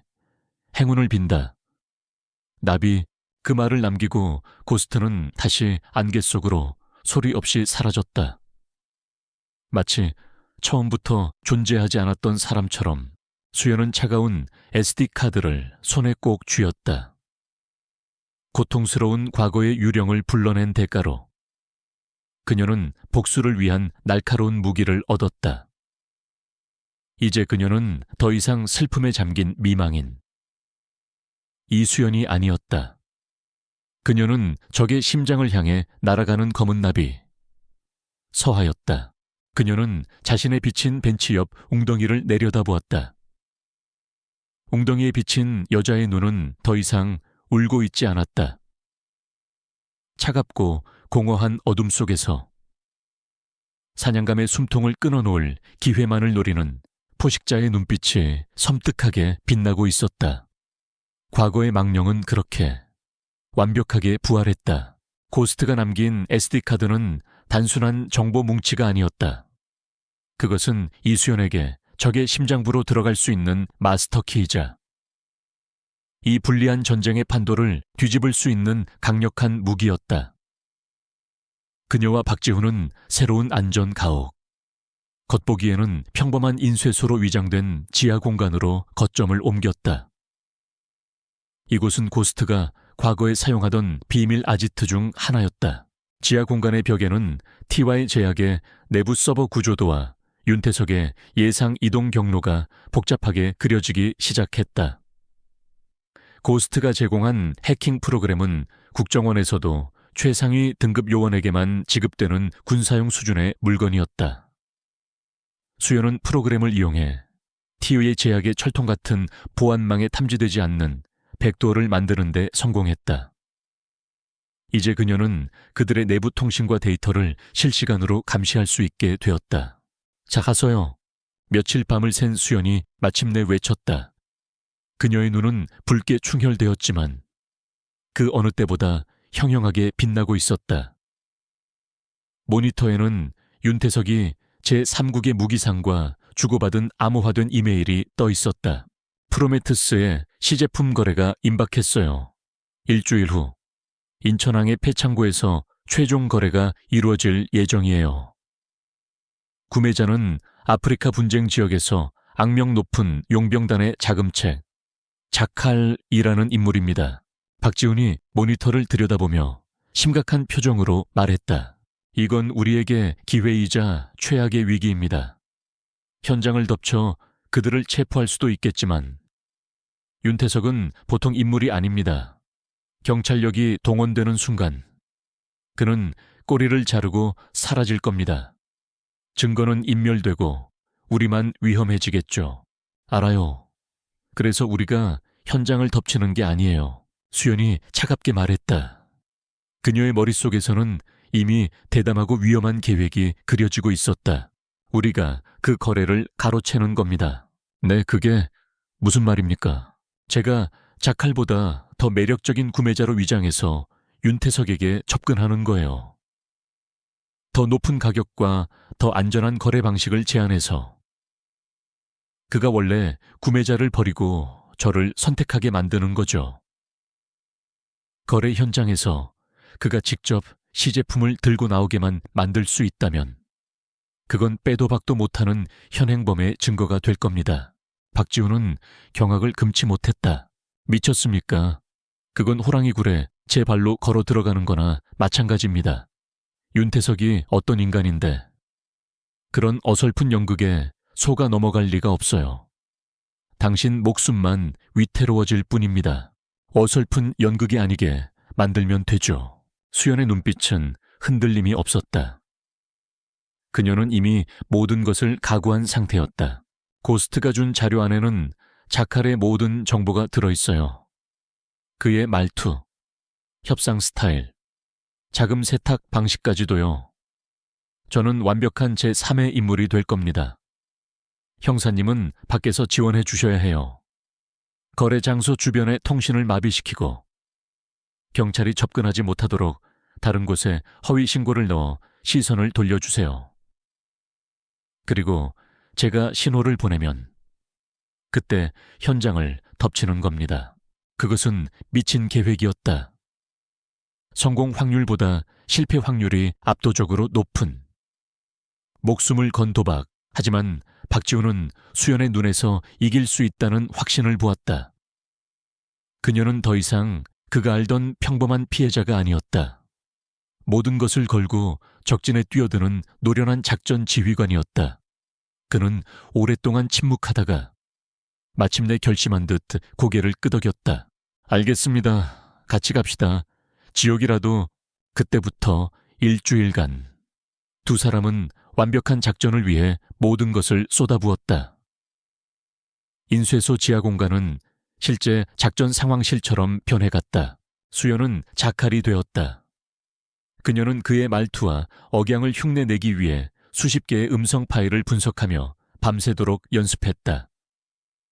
국제무기거래 시장의 은어와 최신 동향을 파악하고 그녀가 연기할 가상의 인물 마담 첸이라는 아시아계 무기 브로커의 배경 스토리를 완벽하게 구축했다. 고스트의 도움을 받아 실제로 존재하는 유령 회사의 명의로 자금 이체 기록까지 위조했다. 박지훈은 작전 지역인 인천항 22번 폐창고 주변의 모든 것을 분석했다. 그는 위성사진과 건축 도면을 이용해 창고의 내부 구조를 파악하고 CCTV 사각지대와 도주로를 전부 외웠다. 그는 자신의 인맥을 총동원해 작전 당일 인천항 주변의 경찰 순찰 계획을 빼냈고 결정적인 순간에 그들의 발을 묶어둘 시나리오를 짰다. 두 사람은 수없이 많은 시뮬레이션을 반복했다. 윤태석이 계획대로 움직이지 않을 경우, 통신이 두절될 경우, 함정을 파고 역습해올 경우 등 발생할 수 있는 모든 변수에 대한 대응책을 마련했다. 그 과정에서 두 사람 사이에는 말로 표현할 수 없는 굳건한 신뢰가 쌓여갔다. 그들은 이제 단순한 조력자가 아닌 서로의 목숨을 맡긴 전우가 되어 있었다. 작전 개시 이틀 전, 마침내 수연이 움직이기 시작했다. 그녀는 마담 첸의 이름으로 보안이 유지되는 다크웹을 통해 윤태석의 신복에게 첫 메시지를 보냈다. TY 제약의 프로메투스. 흥미로운 물건이더군. 하지만 당신들의 파트너 선택은 최악이야. 자칼은 곧 국제형사경찰기구의 표적이 될 거다. 더 안전하고 확실한 구매자를 원한다면 연락하지. 메시지는 짧고 오만했다. 윤태석 같은 부류의 인간들을 다루는 가장 효과적인 방법이었다. 예상대로 얼마 지나지 않아 답장이 왔다. 네가 누군지 밝혀라. 그렇지 않으면 이 대화는 없다. 내 이름은 중요하지 않아. 내 돈이 진짜라는 것만 알면 돼. 자칼이 제시한 가격의 2배를 주겠다. 모두 추적이 불가능한 암호화폐로. 이것은 윤태석이 거부할 수 없는 미끼였다. 엄청난 추가 이익과 더불어 위험 요소인 자칼을 제거할 기회까지. 최진환 회장의 탐욕을 생각하면 그는 이 제안을 절대 무시하지 못할 터였다. 팽팽한 심리전이 몇 시간 동안 이어졌다. 윤태석은 그녀의 정체를 캐내기 위해 여러 개의 함정 질문을 던졌지만 수연은 마담 첸에 완벽하게 빙의하여 노련하게 받아넘겼다. 마침내 윤태석에게서 마지막 메시지가 도착했다. 좋다. 거래 전에 내 실체를 확인해야겠다. 내일 밤 10시 용산에 버려진 전자상가 옥상으로 혼자 나와라. 약속을 어길 시 이 거래는 없던 일이 되고 너는 내 표적이 될 거다. 수연은 메시지를 확인하고 입가에 희미한 미소를 지었다. 늑대가 미끼를 문 것이다. 물론 이것은 함정일 가능성이 높았다. 그녀를 시험하고 제거할 수도 있는 위험한 자리였다. 하지만 이 관문을 통과해야만 진짜 거래 현장으로 나아갈 수 있었다. 준비됐습니까? 이수연 씨, 인쇄소 지하.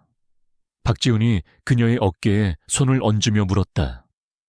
그의 눈에는 걱정과 믿음이 공존하고 있었다. 수연은 거울에 비친 자신의 모습을 바라보았다. 짙은 화장과 화려한 옷차림의 여인. 그녀는 더 이상 이수연이 아니었다. 어둠 속에서 죽음을 거래하는 브로커. 마담 첸이었다. 아니요. 수연이 나직하게 대답하며 돌아섰다.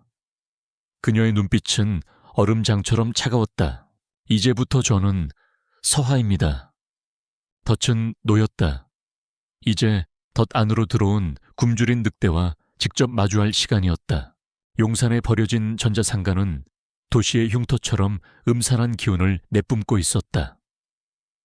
부서진 넌사인이 간헐적으로 불꽃을 튀겼고 빗물이 고인 옥상 바닥은 밤의 불빛을 흐릿하게 반사했다. 약속된 시간. 이수연, 아니 마담 첸은 홀로 옥상 난간에 기대어 서 있었다. 그녀의 화려한 실크 드레스는 삭막한 주변 풍경과 기묘한 부조화를 이루었다. 그녀의 귀 속에 꽂힌 초소형 무선 이어폰에서는 박지훈의 긴장된 목소리가 들려왔다. 진입했다. 3명, 1명은 윤태석이 확실하다. 수연은 미동도 하지 않았다. 그녀의 시선은 저 멀리 한강의 야경에 고정되어 있었지만 온 신경은 등 뒤에서 다가오는 발소리에 곤두서 있었다. 마침내 발소리가 멈췄다. 마담 제니라고 했나? 윤태석의 목소리는 예상대로 차갑고 건조했다. 그가 2명의 거구의 부하를 대동하고 그녀의 뒤에 서 있었다. 위압적인 분위기가 옥상 전체를 짓눌렀다. 수연은 천천히 돌아섰다. 그녀는 윤태석의 얼굴을 마주하고 오만한 미소를 지어 보였다. 내 시간을 낭비하게 만드는군. 윤 이사, 당신네 회장님은 부하 교육을 어떻게 시키는 거지? 거래 상대를 이런 쓰레기장에 불러내는 게 당신들 방식인가? 그녀의 도발에 윤태석의 미간이 미세하게 꿈틀거렸다. 그는 그녀를 위아래로 훑어보았다. 마치 먹잇감을 감정하는 포식자처럼 진짜인지 확인해야 했으니까. 이 바닥은 가짜가 너무 많아서 말이야. 그는 그녀의 배경과 과거 거래에 대해 몇 가지 날카로운 질문을 던졌다. 모두 고스트가 예측했던 함정 질문들이었다. 수연은 막힘없이, 오히려 상대를 가르치듯 덜 여유롭게 대답했다. 그녀의 완벽한 연기에 윤태석의 경계심이 조금씩 허물어지는 것이 느껴졌다. 좋아. 당신이 진짜라는 건 알겠다. 그럼 본론으로 들어가지. 거래는 예정대로 진행한다. 계약금은 어떻게 할 생각이지? 계약금 촌스럽군. 난 그런 구시대적인 방식은 쓰지 않아.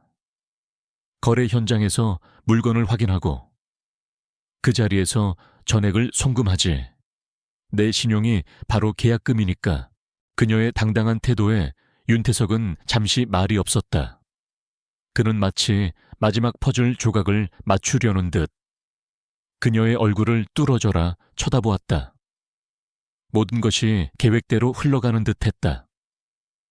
그가 마침내 고개를 끄덕였다. 알겠다. 그럼 거래 장소에서 보지. 윤태석이 몸을 돌리려던 바로 그 순간이었다.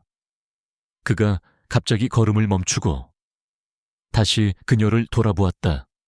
그의 입가에 비릿하고 잔인한 미소가 걸렸다. 한 가지만 더. 마담 첸, 당신 눈 어디선가 본 것 같단 말이지. 최근에 내가 상대하던 아주 성가신 여자의 눈을 닮았어. 그의 목소리가 귓게 울리는 순간 수연의 온몸의 피가 얼어붙었다. 안 그런가? 이수연 씨, 함정이었다. 그는 처음부터 모든 것을 알고 있었거나 혹은 의심하고 있었던 것이다. 이 만남은 마담 첸을 시험하기 위한 자리가 아니라 이수연을 확인하고 제거하기 위한 덫이었다. 수연이 반응하기도 전에 양옆에 서 있던 거구들이 동시에 그녀에게 달려들었다. 박지훈의 다급한 외침이 이어폰을 찢을 듯이 울렸다. 함정이다. 도망쳐. 하지만 이미 늦었다. 도망갈 곳은 없었다. 수연의 뇌는 0.1초 만에 모든 상황을 판단했다. 그녀는 몸을 날리는 대신 오히려 한 놈의 품으로 파고들었다. 동시에 하이힐 뒷굽으로 다른 놈의 정강이를 걷어찼다. 뼈가 부서지는 소름 끼치는 소리가 울려 퍼졌다. 규박 비명과 함께한 놈이 쓰러졌지만 다른 놈의 육중한 팔이 강철처럼 그녀의 목을 휘감았다. 숨이 막혀왔다. 시야가 흐려졌다. 하지만 그녀는 포기하지 않았다. 드레스 속에 숨겨두었던 날카로운 머리핀을 뽑아들어 남자의 팔 혈관을 그대로 찔렀다. 남자가 고통 속에 팔을 푸는 순간 그녀는 몸을 빼내 그의 복부에 혼신의 힘을 다한 팔꿈치 공격을 날렸다. 하지만 그들은 둘이 아니었다. 윤태석이 어느새 그녀의 등 뒤로 다가와 있었다. 그는 싸움에 끼어들지 않고 그저 지켜보고만 있었다. 마치 그녀의 능력을 감상이라도 하듯이. 대단하군. 그냥 평범한 주부는 아니었어. 도대체 정체가 뭐지? 수연은 거친 숨을 몰아쉬며 그를 노려보았다. 두 명의 장정을 상대하느라 이미 체력이 거의 고갈된 상태였다. 승산이 없었다. 바로 그때였다. 건물 아래쪽에서 요란한 자동차 경적 소리와 함께 무언가 부서지는 굉음이 들려왔다. 박지훈이었다. 그가 더 이상 지켜볼 수만은 없다고 판단하고 자신의 밴으로 상가 입구를 막고 있던 다른 차량을 들이받아 버린 것이다. 아버야. 윤태석의 부하들이 당황한 사이 수연은 마지막 힘을 쥐어짰다. 그녀는 옥상에 쌓여있던 폐자재를 발로 차 그들의 시선을 분산시킨 후 난간을 향해 몸을 날렸다. 그녀는 망설임 없이 난간을 넘어 바로 아래층의 낡은 간판을 밟고 비상계단으로 뛰어내렸다. 인간의 한계를 넘어서는 고기에 가까운 움직임이었다. 젠장, 놓치지 마. 윤태석의 분노에 찬 고함이 등 뒤에서 들려왔다. 수연은 부서진 상가의 내부를 미친 듯이 질주했다. 유리 파편이 발을 찔렀지만 고통을 느낄 새도 없었다. 겨우 건물 밖으로 빠져나왔을 때 박지훈이 벤의 문을 열고 소리쳤다. 따요. 수연이 채 올라타는 순간 총알이 벤의 뒷유리를 박살냈다. 박지훈은 욕설을 내뱉으며 엑셀을 끝까지 밟았다. 차는 총알 세례를 뚫고 어둠 속으로 미친 듯이 질주했다. 얼마나 달렸을까? 겨우 추격을 따돌리고 안전한 곳에 차를 세웠을 때 두 사람 사이에는 침묵만이 흘렀다. 작전은 처참하게 실패했다. 수연의 정체는 완벽하게 노출되었고 박지훈 역시 얼굴이 팔리고 말았다. 수연은 너덜너덜해진 드레스와 온몸의 타박상을 내려다보았다. 옥상에서 격투 중에 그녀가 마담 첸 행세를 위해 사용했던 대포폰이 들어있던 클러치백을 놓치고 말았다. 이제 그들은 그녀의 통화 기록까지 추적할 것이다. 미안해요. 수연이 힘겹게 입을 열었다. 그녀의 목소리는 자책감으로 가득 차 있었다. 나 때문에 형사님까지 위험해졌어요. 박지훈은 아무 말 없이 운전대만 잡고 있었다. 그의 얼굴에도 절망감이 드리워져 있었다. 그는 이제 더 이상 경찰이 아니었다. 도망자 신세가 된 것이다. 이것이 진실의 대가였다. 모든 것을 잃고 목숨을 위협받는 것. 버거운 일이다. 살아남는 것조차 버거운 일이었다. 박지훈은 그런 그녀의 어깨를 묵직하게 잡았다. 그의 눈에는 더 이상 절망이 없었다. 대신 모든 것을 잃은 자만이 가질 수 있는 차가운 결의가 자리 잡고 있었다. 아니, 이제 시작이야.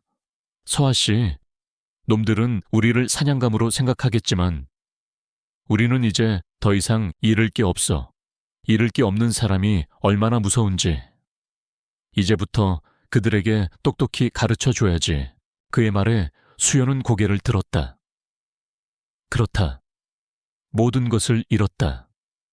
집도, 평온한 일상도, 남편의 아내라는 이름도. 하지만 그래서 그녀는 자유로워졌다. 더 이상 지켜야 할 것이 없었기에 그녀는 오직 복수만을 위한 칼날이 될 수 있었다. 두 도망자의 눈빛이 어둠 속에서 마주쳤다. 그들의 등 뒤에서는 거대한 도시의 불빛이 아득하게 빛나고 있었다. 이제 그들을 기다리는 것은 마지막 결전뿐이었다. 종뉘라. 도망자의 시간은 길고 혹독했다. 이수연과 박지훈은 도시의 가장 어두운 틈새를 전전하며 윤태석의 추적을 피했다. 최첨단 감시망을 가진 거대 기업과 부패한 공권력의 일부가 동시에 그들을 쫓고 있었다. 그들은 하수구를 통해 이동했고 폐가에서 쪽잠을 잤으며 유통기한이 지난 음식으로 허기를 채웠다. 육체적 고통보다 더 힘든 것은 이 싸움이 과연 끝이 있기는 한 것일까 하는 절망감이었다. 이대로는 안 돼. 우리가 가진 증거만으로는 부족해. 어느 낡은 보일러실. 녹슨 파이프에 기대 앉아 있던 박지훈이 입을 열었다. TY 제약은 언론과 법조계에 막강한 영향력을 행사하고 있어. 우리가 이 자료를 터뜨려도 그들은 내부 직원의 앙심에 의한 조작이라며 여론을 조작할 거야. 결정적인 한방. 그들이 대중 앞에서 스스로의 가면을 벗어던지게 만들 한방이 필요해. 수연은 그의 말에 동의했다. 그녀의 머릿속에서도 같은 생각이 맴돌고 있었다. 그들이 승리하기 위해서는 저기 가장 빛나는 순간에 가장 치욕스러운 방식으로 무너뜨려야만 했다. 방법이 하나 있어요. 수연이 마른 입술을 떼었다. 그녀의 눈이 마지막 남은 불꽃처럼 타오르고 있었다. 최진환 회장이 가장 공들여온 무대. 그 무대를 우리가 빼앗는 겁니다. 일주일 후 TY 제약은 전 세계의 이목이 집중된 가운데 신약 발표회를 개최할 예정이었다. 공식적인 명칭은 혁신적인 치매 치료제였지만 그 실체는 바로 프로메테우스였다. 최진환은 이 발표회를 통해 자신의 제국을 한 단계 더 끌어올리고 천문학적인 투자금을 유치할 계획이었다. 언론과 정재계의 거물들이 모두 모이는 그 자리. 그곳이야말로 그들의 거대한 위선을 만천해 폭로할 최적의 무대였다. 계획은 무모하고 대담했다. 수연은 행사장으로 잠입해 방송 시스템을 장악하고 박지훈은 외부에서 경찰력을 분산시키고 기술적인 지원을 맡기로 했다. 그리고 이 작전의 마지막 열쇠를 쥐고 있는 것은 고스트였다. 수연은 마지막 남은 비상 연락망으로 그에게 메시지를 보냈다. 나비, 마지막 비상을 준비한다. 5분에 바람이 필요하다. 답장은 짧고 간결했다. 좌표를 보내라. 그는 더 이상 묻지 않았다. 발표회 당일 서울의 최고급 호텔 연회장은 화려함의 극치를 달리고 있었다. 최진환 회장은 무대 위에서 구원자처럼 행세하며 인류의 미래를 바꿀 위대한 업적에 대해 연설하고 있었다. 윤태석은 매서운 눈으로 행사장 곳곳의 보안을 총괄하고 있었다. 그 누구도 알아채지 못했다. 행사장 음향 스태프로 위장한 수연이 방송통제실에 소리 없이 잠입했다는 사실을, 그리고 박지훈이 호텔 근처 통신실에 침투해 고스트가 보내온 바이러스 프로그램을 심고 있다는 것을 최진환의 연설이 절정에 달했다. 그가 신약의 이름을 공개하며 박수갈채를 유도하려던 바로 그 순간이었다. 갑자기 연회장의 모든 조명이 꺼지고 그를 비추던 거대한 스크린이 지지직거리기 시작했다. 장내가 술렁였다. 기술적인 문제라고 생각하던 사람들의 얼굴이 다음 순간 경악으로 물들었다. 스크린에 나타난 것은 TY 제약의 화려한 로고가 아니었다. 동남아의 어두운 실험실, 영문도 모른 채 약물을 투여받고 고통에 몸부림치는 희생자들의 영상이었다. 뒤이어 최진환의 서명이 담긴 비자금 장부, 불법 로비 내역, 그리고 강민준이 죽기 직전 남긴 마지막 영상 기록이 연달아 재생되었다. 내 이름은 강민준입니다. 저는 지금 TY 제약의 비인간적인 범죄를 고발하려 합니다. 최진환 회장과 윤태석 이사는, 연 회장은 아수라장이 되었다. 기자들의 플래시가 미친 듯이 터졌고 투자자들의 얼굴은 사색이 되었다. 무대 위에 최진환은 얼굴이 하얗게 질린 채 스크린을 응시하고 있었다. 이게 무슨 짓이야. 당장 꺼, 저걸 끄라고. 그의 고함과 함께 방송통제실로 수연의 차갑고 맑은 목소리가 연 회장 전체의 스피커를 통해 울려 퍼졌다. 최진환 회장님, 모든 소음이 멎고 장내는 그녀의 목소리만이 지배했다. 제 이름은 이수연입니다. 당신들이 살해한 강민준 연구원의 아내입니다. 당신이 인류를 구원하겠다고 말하는 바로 그 약이 사실은 수많은 무고한 사람들의 피와 절규 위에서 만들어진 살인병기라는 진실을 이제 온 세상이 알게 될 겁니다. 그것은 사형 선고였다. 망송실이다 잡아. 윤태석이 수연의 위치를 파악하고 맹수처럼 달려왔다. 그는 부하들에게 현장을 통제하라고 지시하고 오직 혼자서 그녀를 향해 움직였다. 이 모든 것을 끝장내기 위해 방송 통제실의 좁은 공간에서 마침내 두 사람의 마지막 싸움이 시작되었다. 윤태석은 살인을 위해 훈련된 인간 병기였다. 그의 공격은 무자비하고 치명적이었다. 수연은 상대가 되지 않았다. 그녀의 몸은 바닥에 나뒹굴었고 뼈가 부서지는 고통이 온몸을 덮쳤다. 내년 때문에 모든 것이 끝장났어. 윤태석이 그녀의 목을 조르며 으르렁거렸다. 시야가 흐려지고 죽음의 그림자가 그녀를 덮쳐왔다. 하지만 그녀는 포기하지 않았다. 그녀는 마지막 남은 힘을 쥐었자 손에 잡히는 너덜너덜한 전선을 뽑아들었다. 그리고 그것을 바로 옆 스파크가 튀고 있던 노출된 배전반에 그대로 꽂아 넣었다. 강력한 전류가 윤태석의 몸을 타고 흘렀다.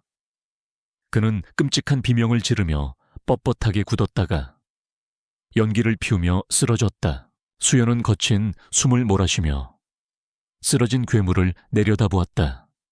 온몸이 부서질 듯 아팠지만 그녀는 이겼다. 그 순간 방송 통지실의 문이 거칠게 열리고 중무장한 경찰 특공대원들이 쏟아져 들어왔다. 박지훈이 마침내 움직인 것이다. 그는 모든 증거가 만천에 공개된 직후 경찰 내부에 유일하게 남아있던 자신의 옛 스승, 강직한 성품의 감찰부장에게 모든 것을 알렸다. 더 이상 T와의 제약의 외압이 통하지 않는 상황. 정의는 마침내 제기를 찾기 시작했다. 연회장에서는 무대 위에 홀로 남겨진 최진환 회장이 경찰들에게 둘러싸여 있었다. 그의 얼굴에는 모든 것을 잃은 자의 허망함과 분노, 그리고 믿을 수 없다는 표정이 뒤섞여 있었다. 한때 철옹성 같았던 그의 제국이 한 평범한 여자의 손에 의해 불과 5분 만에 잿더미로 변해버린 것이다. 수연은 특공대원들의 부축을 받으며 통제실을 걸어 나왔다. 아수라장이 된 연회장 저편에서 그녀는 자신을 바라보는 박지훈의 시선을 마주했다. 두 사람의 눈빛이 허공에서 교차했다. 아무 말도 필요 없었다. 길고 길었던 전쟁이 마침내 끝났다. 세상은 뒤집혔다. T와의 제약 신약 발표회에서 벌어진 충격적인 폭로극은 대한민국을 넘어 전 세계를 강타했다. 언론은 연일 프로메테스 게이트라는 이름으로 대서특필했고 T와의 제약의 주가는 바닥을 뚫고 곤두박질 쳤다. 최진환 회장은 현장에서 즉시 체포되었고 그의 추악한 제국을 비호해주던 정재계의 유력 인사들이 줄줄이 소환되며 거대한 부패의 사슬이 그 실체를 드러냈다. 병원에 입원한 상태로 수감된 윤태석은 묵비권을 행사했지만 그가 저지른 수많은 범죄의 증거는 이미 차고 넘쳤다. 국제사회는 T와의 제약의 반인륜적인 생체 실험에 경악하며 공동조사를 요구하고 나섰다.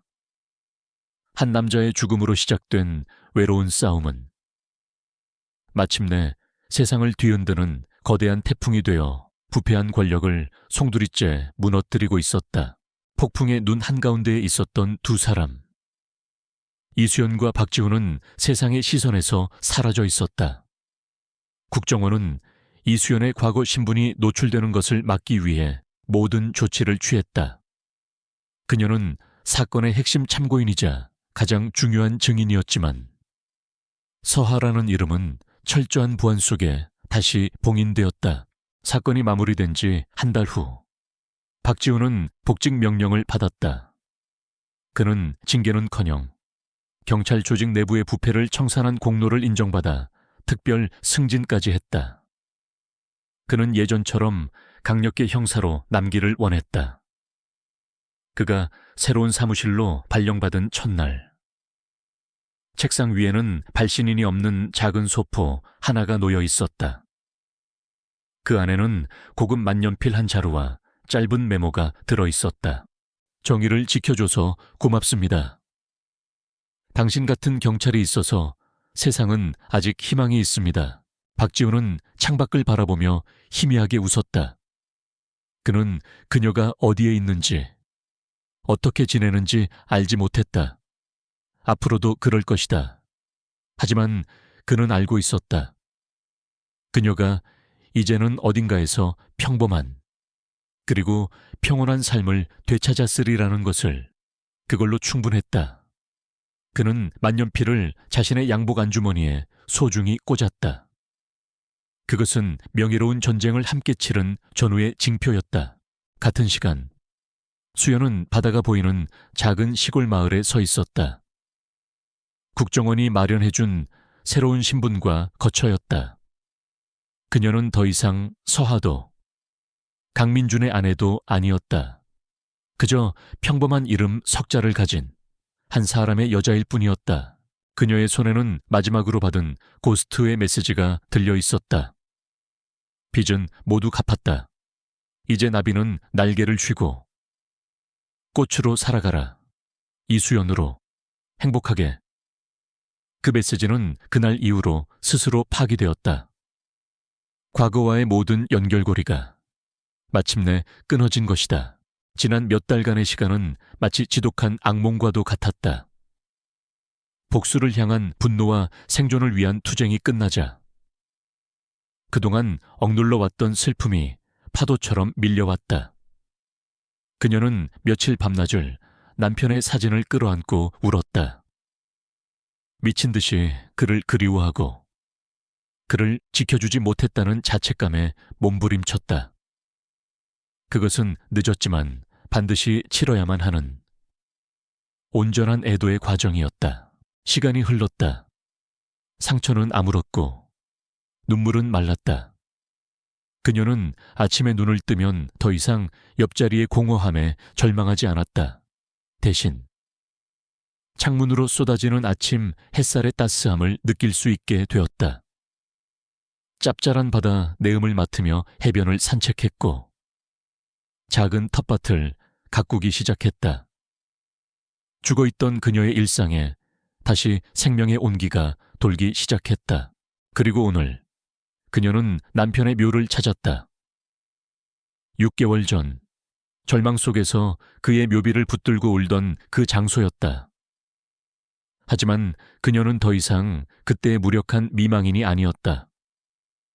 그녀는 묘비 앞에 국화 한 다발을 내려놓고 담담한 미소로 말을 건넸다. 왔어요. 민준 씨, 많이 기다렸죠. 당신 명예 내가 되찾아줬어요. 당신을 죽인 나쁜 사람들도 모두 벌을 받았고요. 당신의 위대한 연구는 이제 세상을 구하는 데 쓰일 거래요. 당신은 정말 대단한 사람이었어요. 내 남편이라서가 아니라. 그녀는 잠시 말을 멈추고 하늘을 올려다보았다. 눈부시게 푸른 하늘이 그녀를 내려다보고 있었다. 사실 나 당신한테 미안한 게 많아요. 당신은 나를 평범하고 약한 여자로만 알고 있었는데 나는 그렇지 못했거든. 당신을 속인 것 같아서 오랫동안 괴로웠어요. 그녀의 눈에 눈물이 고였다. 하지만 이제 알 것 같아요. 당신이 사랑한 건 블랙 요원 서하도 슬픔에 잠긴 이수연도 아닌 그냥 나라는 사람이었다는 걸. 당신 덕분에 나도 진짜 나를 찾을 수 있었어요. 그녀는 손을 들어 묘비를 부드럽게 쓸었다.